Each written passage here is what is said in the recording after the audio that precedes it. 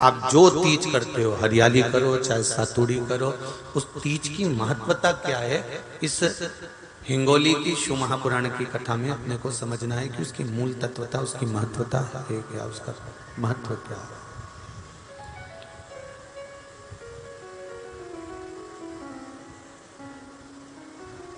भगवान ब्रह्मा, भगवान विष्णु और भगवान शिव, इन तीनों की जो अर्धांगिनियां हैं, ब्रह्मणी, लक्ष्मी और पार्वती, इन तीनों ने तप कर कर, साधना कर कर ब्रह्मदेव को, भगवान विष्णु को और भगवान शंकर को प्राप्त किया। और तीनों ने प्राप्त कर कर तीनों देवताओं से वर मांगा कि वर हमको ऐसा दीजिए कि हमारे तप साधना का फल नारी को तीज के दिन प्राप्त हो जाए। अब देखिए जरा, एक ही व्रत से, एक ही उपवास से उसको संपूर्ण तप साधना का फल प्राप्त हो रहा है, संपूर्ण तप साधना का फल उसको मिल रहा है, मात्र एक व्रत से। केवल एक व्रत कर रहे हैं और संपूर्ण तप साधना का फल उसको प्राप्त हो रहा है। ऐसा कोई व्रत, ऐसी कोई साधना, ऐसा कोई शंभो शरण मांगो घड़ी रे घड़ी मुख काटो, दया करी न दर्शन आपो, शंभो शरण घड़ी मांगो घड़ी रे घड़ी दुख काटो, दया करी न दर्शन आपो, दया करी न दर्शन आपो। तो ब्रह्मणी ने ब्रह्मदेव से मांगा, लक्ष्मी जी ने भगवान विष्णु से मांगा, पार्वती जी ने भगवान शिव से मांगा कि ऐसा वर दे दीजिए जिस वर से एक ही व्रत करने से संपूर्ण फल की प्राप्ति हो जाए, संपूर्ण फल मिल जाए, ऐसा एक व्रत का फल दे दीजिए, मात्र एक व्रत का। अब देखिए, हरियाली तीज करने वाली माताएं थोड़ा ध्यान से सुनना।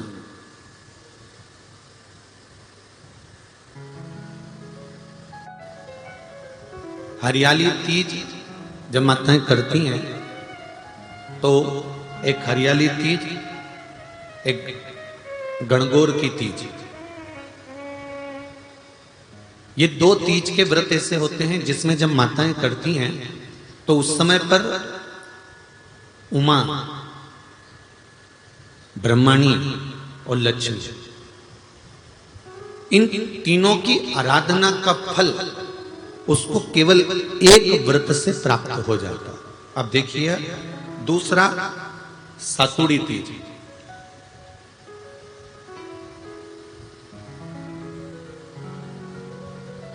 इसमें उमा और महेश्वर, उमा और महेश, ब्रह्मणी और लक्ष्मी, इन चार के व्रत तप का फल एक साथ सातुड़ी तीज के दिन प्राप्त हो जाता। अब एक आती है हरतालिका तीज। आप लोग करते हो हरतालिका? यहाँ लोग करते कि नहीं करते? करते हैं यहाँ पे हरतालिका? कौन कौन करता है? जरा हाथ उठाओ तो जरा। अरे सभी करते हो, रखो रखो, बहुत बढ़िया, बहुत अच्छी बात। एक आती है हरतालिका तीज।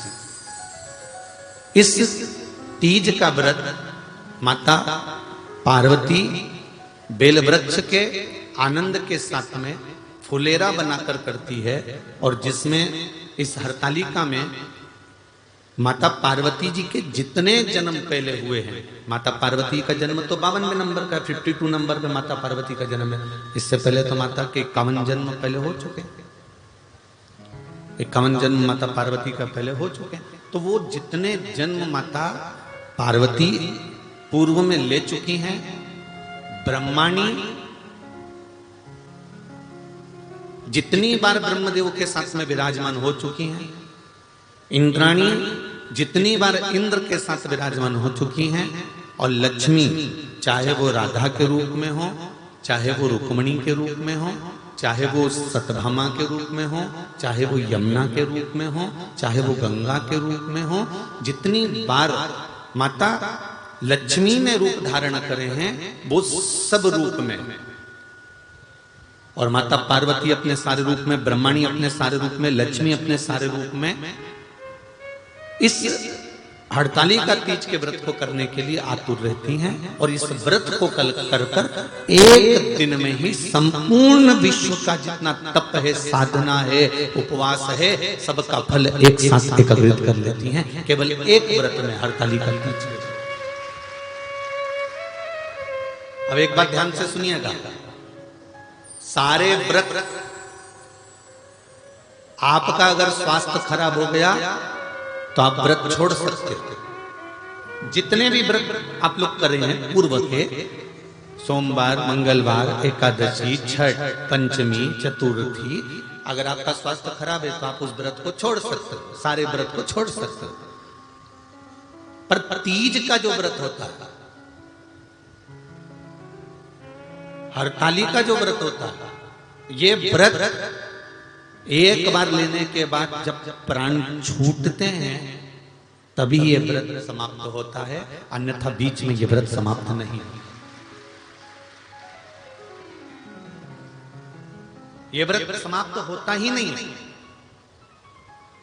अगर शरीर से नहीं बनता कि अब हमारी अवस्था हो गई, अब शरीर से नहीं बन रहा है, तो भले एक पहर की पूजन कर कर, एक पहर का नियम धारण कर कर, एक पहर का स्मरण कर कर, एक पहर का पूजन व्रत धारण करो, और उसके बाद में भले आप थोड़ा सा जो भी आपको लेना है वो कर लो, पर इस व्रत को करना ही पड़ता है। इस व्रत का नियम ही यही है। आप में से कई माताएं ऐसी बैठी हैं, कई भाई ऐसे बैठे हैं, कई बच्चे, कई बेटियां ऐसी बैठी हैं, जरा कथा को सुन रहे होंगे तो उनके स्मरण में आएगा ये बात। जितने लोग आस्था चैनल पर सुन रहे हैं वो भी ध्यान लगाकर सुनना, और जितने लोग फेसबुक यूट्यूब पर सुन रहे हैं वो भी ध्यान लगाकर सुनना। कई लोग ऐसे हैं जिनके अंदर नेगेटिवता आती है। नेगेटिवता मतलब घर में बैठी बैठी सोचती थी कहीं मेरे बेटे के साथ कोई एक्सीडेंट तो नहीं हो जाएगा, कहीं मेरे पति को कुछ हो तो नहीं जाएगा। घर से निकल रही है पति के साथ, और निकलते समय तैयार होते होते मन में भाव उत्पन्न हो गया, कहीं हम जा रहे हैं और कहीं एक्सीडेंट हो गया तो, मेरा देवर गया उसके साथ ऐसा हो गया तो, मेरी देवरानी गई है उसके साथ ऐसा हो गया तो, ट्रेन से जा रही है तो ट्रेन में कुछ हो गया तो, गाड़ी से जा रही है तो गाड़ी में कुछ हो गया तो, मोटरसाइकिल से गया तो मोटरसाइकिल में कुछ हो गया तो, रात्रि को सो रही है तो भी उसके अंदर नेगेटिवता है। और ऐसे कई लोग हैं, भले नादगांव में भले ना होंगे, हम नहीं जानते, पर ऐसे कई लोग हैं।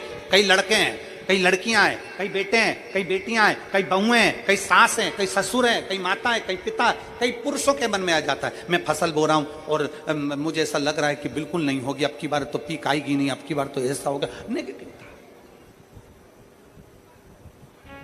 मंदिर में बैठी है तो भी नेगेटिव आ रही है, उसको लग रहा है कि कुछ गंदा, उसको गंदा समझ में आ रहा है, उसको लग रहा है कि कुछ गंदा है। पूजन करने बैठी है, देवी जी की आराधना कर रही है, भगवान की भक्ति कर रही है, और उसके चित्त वृत्ति में कुछ गंदा आ रहा है, कुछ गंदे विचार आ रहे हैं, गंदी सोच आ रही है।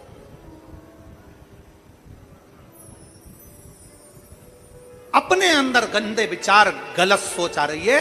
शिव महापुराण की कथा कहती है, शंकर भगवान का चरित्र कहता है, हफ्ते में एक दिन ऐसा बनाओ अपनी चंद्र नाड़ी को मजबूत करने का प्रयास करो। जब तुम्हारे गलत विचार आ रहे हो ना, गलत सोचने में आ रहा हो, उसके साथ ऐसा नहीं हो जाए, मेरे पति गए उनके साथ ऐसा नहीं हो जाए, मेरा बेटा स्कूल जा रहा है उसके साथ ऐसा नहीं हो जाए, मेरे साथ में ऐसा नहीं हो जाए, जरा सी हाथ दुखा तो लगा कि कहीं मुझे बड़ी बीमारी तो नहीं हो गई, जरा सा एक छोटी सी भी फुंसी हो जाए ना, एक छोटी सी भी गांठ आ जाए शरीर में तो ऐसा ना लगने लगे कि मुझे कहीं कैंसर जैसा रोग तो नहीं हो जाएगा, कहीं मुझे बड़ी बीमारी तो नहीं हो जाएगी, कहीं जरा सा किडनी में दिक्कत आई, पानी पीने में दिक्कत आई, कहीं आंखों में दिक्कत आई तो कहीं बड़ी बीमारी तो नहीं हो। नेगेटिवता, गलत सोच, गलत विचार, गलत दृष्टि। ऐसे कई लोग हैं जिनकी सोच में ये गलत चीजें आती रहती है।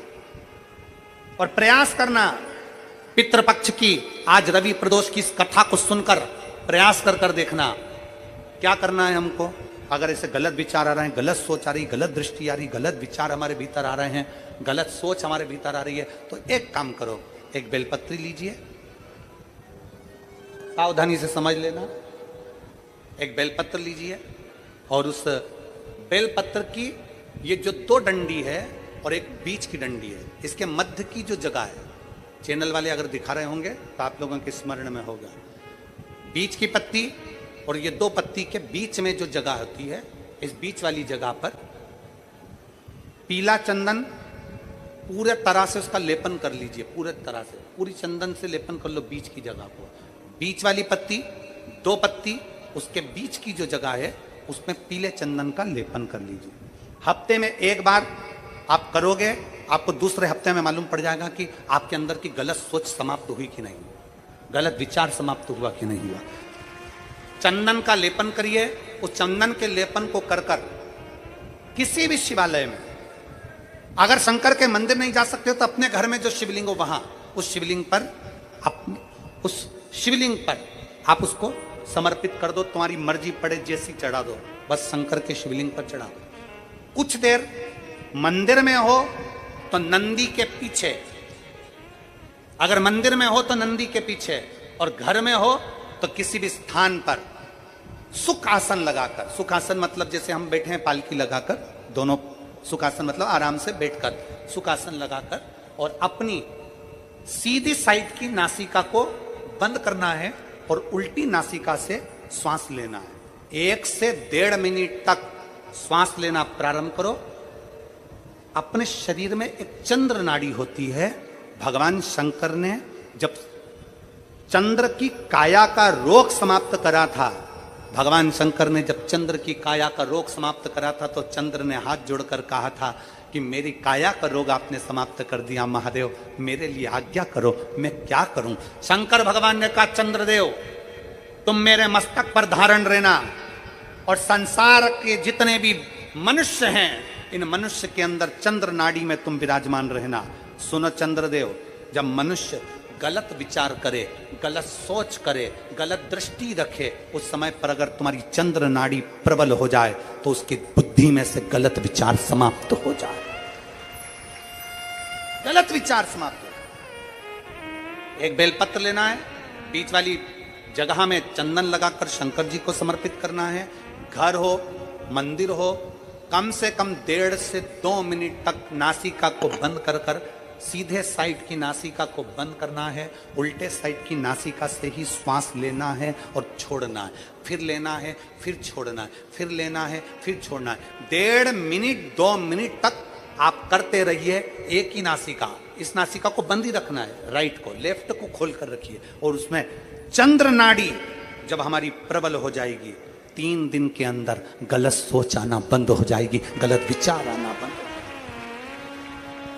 गंदा दिख रहा है, गंदा सोच रहे हैं, बेटा कॉलेज गया तो मन में आ गया, विचार में आ गया मेरे बेटे के साथ कुछ ना हो जाए, बेटी कहीं गई है तो गलत विचार आ गया, पति कहीं गया तो गलत विचार आ गया, अपन कहीं जा रहे हैं तो गलत विचार आ गया, हाथ दुख रहा है तो ऐसा लगने लगा कि शरीर में कोई बीमारी आ गई, जैसे ही शरीर में मुख में स्वाद नहीं आ रहा तो ऐसा लगा कि मेरे को बड़ी बीमारी हो गई, थोड़ी सी गठान हो गई तो मन में आया कहीं कैंसर जैसा रोग ना हो गया। गलत विचार, गलत सोच, गलत दृष्टि। आज के जमाने में हर व्यक्ति गलत सोच को अपनी बुद्धि में भर रहा है। उसका कारण है उसकी चंद्र नाड़ी प्रबल नहीं हो पा रही है। चंद्र नाड़ी को सक्रिय करने का प्रयास करिए। जब सक्रिय कैसे करेंगे? हमारी सीधी नासिका को हम बंद करेंगे, उल्टी नासिका से ही श्वास लेंगे। 1 से 1.5 मिनट 2 मिनट तक आप प्रतिदिन करना प्रारंभ करिए। 5 दिन 4 दिन 3 दिन के अंदर गलत सोच आना बंद हो जाएगी और आप अपने वापिस स्वस्थ हो जाओ। चंद्र नाड़ी को प्रबल करिए।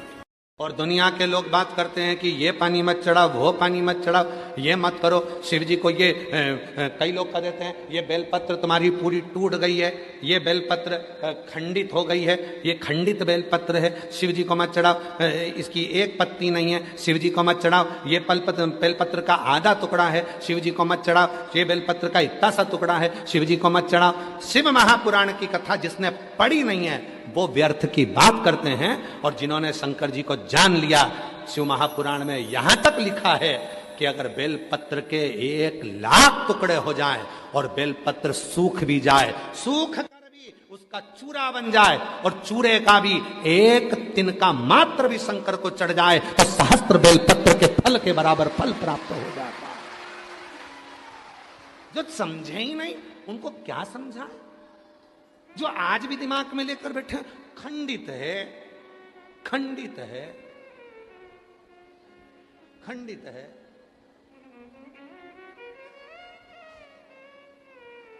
खंडित है।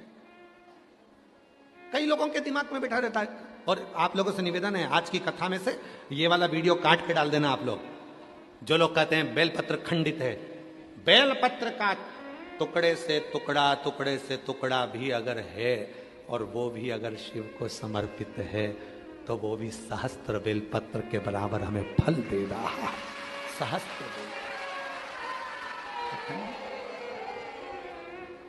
दुनिया में केवल एक ही तो है, पूरी दुनिया में केवल एक ही है, मेरा देव अधिदेव महादेव। भगवान विष्णु जी की मूर्ति खंडित होती है तो मूर्ति को बदलना पड़ता है। राम जी की मूर्ति खंडित होती है तो मूर्ति को बदलना पड़ता है। देवी जी की मूर्ति खंडित होती है तो मूर्ति को बदलना पड़ता है। दत्त भगवान की मूर्ति खंडित होती है तो मूर्ति को बदलना पड़ता है। 33 कोटि देवताओं की मूर्ति खंडित होती है तो मूर्ति को बदलना पड़ता है। और महादेव का शिवलिंग यदि खंडित भी हो जाता है तो वह अखंडेश्वर महादेव कहलाता है। शिव जी का शिवलिंग भी अगर खंडित हो जाए तो वो खंडित नहीं माना जाता। 1000 टुकड़े हो जाएं तो खंडित नहीं माना जाता। उसके टुकड़े टुकड़े हो जाएं तो भी खंडित नहीं माना जाता। वो अखंडेश्वर हो जाता है, सहस्त्रेश्वर हो जाता है, लक्षेश्वर हो जाता है। वो साधारण नहीं रहता है।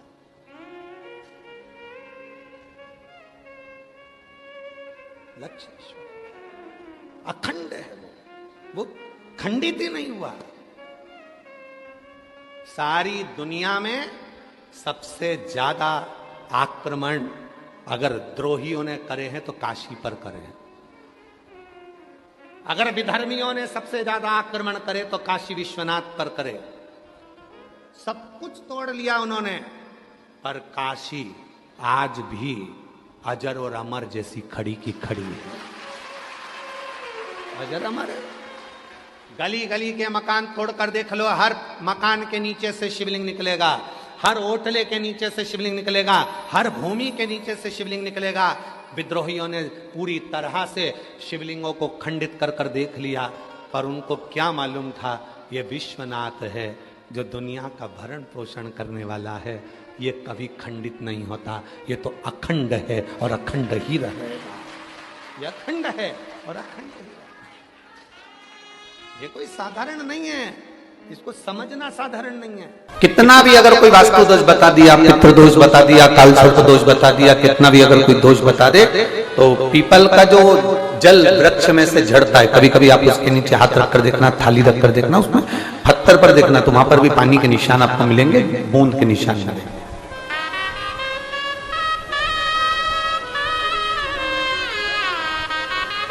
मात्र उस पीपल के वृक्ष के जल की एक बिंदी, एकमात्र बिंदी, शंकर भगवान का जो शिवलिंग है जलाधारी है, चरण है, गणेश कार्तिक का स्थान है, अशोक सुंदरी का स्थान है, और प्रत्येक जलाधारी में से पानी बीच में से आकर नीचे की ओर गिरता है, नीचे की ओर गिरता है।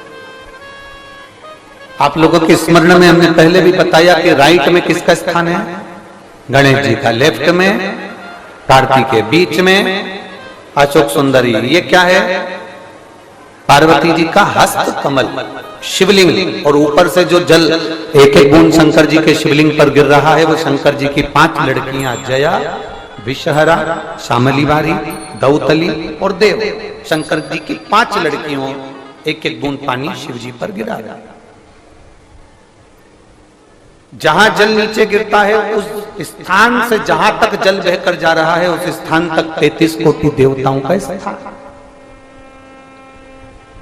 33 कोटि देवताओं का स्थान। अब जहां पानी आया, जहां नीचे गिरा, उसके बीच में जो स्थान होता है, आप लोगों ने देखा है कि नहीं देखा? जिनने देखा है जरा हाथ उठाओ।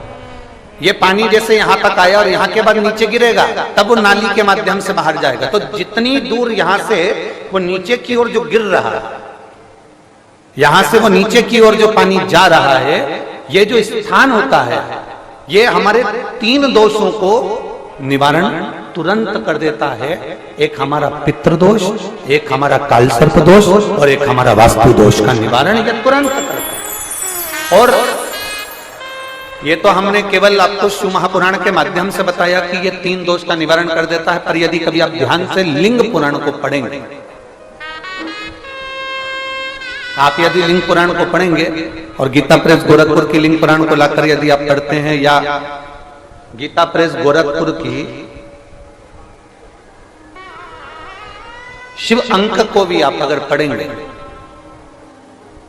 उसका नंबर हमारे स्मरण में नहीं आ रहा है, शिव अंकों को भी अगर आप पढ़ेंगे तो उसमें भी आपको वर्णन मिलेगा कि हम तो केवल 3 दोष का बता रहे हैं, पर हमारे शास्त्र तो यहाँ पर और भी दोषों का वर्णन कर रहे हैं। जैसे किसी ने बता दिया आपको शनि का दोष है, किसी ने बता दिया मंगल का दोष है, किसी ने बता दिया आपको केतु का दोष है, किसी ने बता दिया आपको राहु का दोष है, किसी ने आपको कह दिया कि बृहस्पति का दोष है, किसी ने कह दिया आपको ये वाला दोष है।